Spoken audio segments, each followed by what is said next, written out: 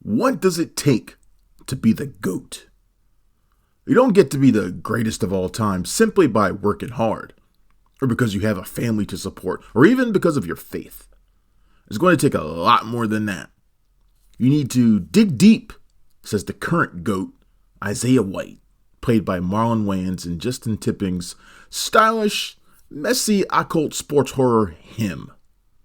Isaiah, an 8-time champion in a fictional football league, is the best who ever played the game.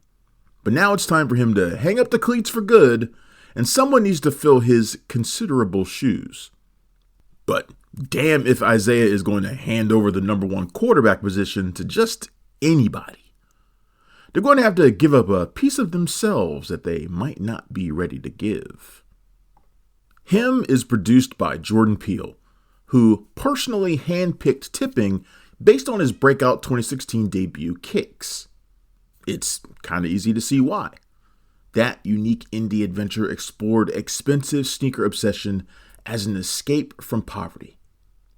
Him isn't a movie that's really about football either.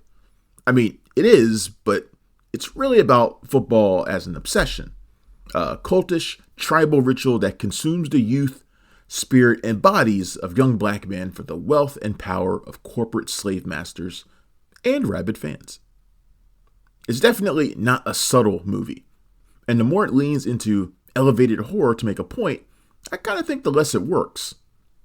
But at its heart, the rivalry between the older generation versus the new, the twisted head games and brutal physical challenges between Isaiah and rookie upstart Cameron Cade are enough to carry him into the end zone, just barely.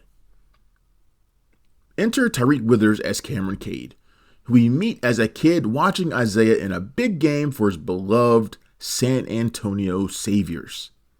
When Isaiah suffers a devastating, gruesome injury, I mean the kind the networks would never be allowed to show on air, Cam's father, a devoted fan, points to the screen and says, "Son, that's what a real man looks like."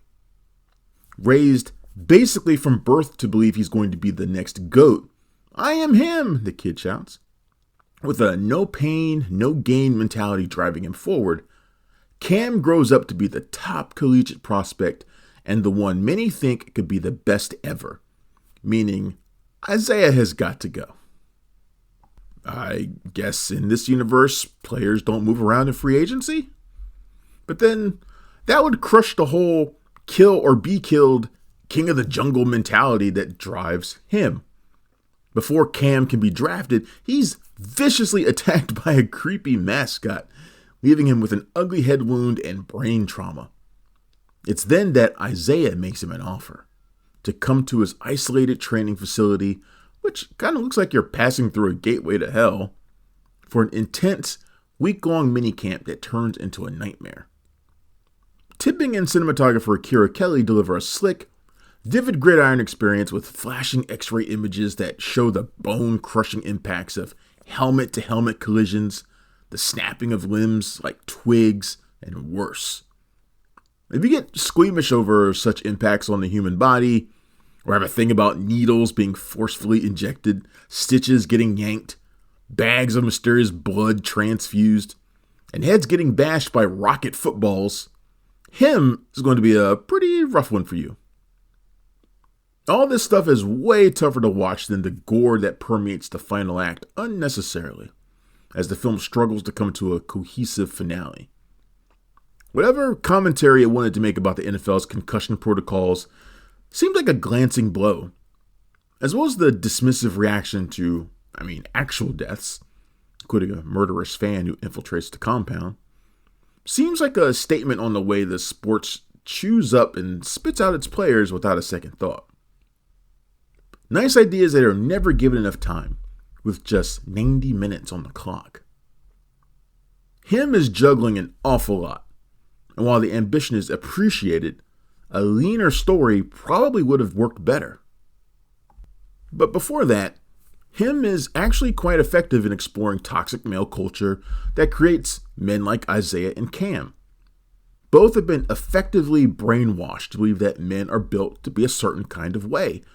They're warriors, the ones who make sacrifices to be the best and let nothing stand in their way. Isaiah comes across as both a skilled mentor and a devious trickster who may or may not be trying to lead Cam astray. He's like a deranged Doug Flutie, but instead of refusing to teach his understudy, which Flutie did, he might be trying to kill him. As for Cam, he comes across as wide-eyed but driven, his focus on God, family, football. He has his late father's motivational words to live by. But as he begins to experience nightmarish visions and freakish occurrences, one has to wonder what is real and what might be the result of damage already done to his brain. It's another solid performance by Wayans, who I think will probably never get the credit he deserves for the fluid, reliable actor he's become. He's so improved. It's also a step up for Withers, who is far better here than in his previous genre effort, I Know What You Did Last Summer. Withers, a former wide receiver at Florida State, has the smooth athletic build for the role. Wayans has also gotten into incredible shape. I mean, both of these guys look like they struck a deal with the devil to resemble gods chiseled out of marble. I recently posted on Facebook that my idea for a football horror movie would be to follow Billy Blanks' tragic character Billy Cole from The Last Boy Scout, coincidentally starring Damon Wayans. In a way, I could almost see him as a prequel, a blood-soaked, psychotic warning sign to his eventual gun-fueled rampage. The money, the fame, the insane demands. Football turns all of its players into killers at the end of the day. Him ponders if those who aren't willing to embrace it truly deserve to be the GOAT. Him is in theaters now, and it gets a 3 out of 5. Thanks for checking out the show. If you like what we're laying down, please subscribe to our channel and click the bell to receive notifications for all of our latest stuff.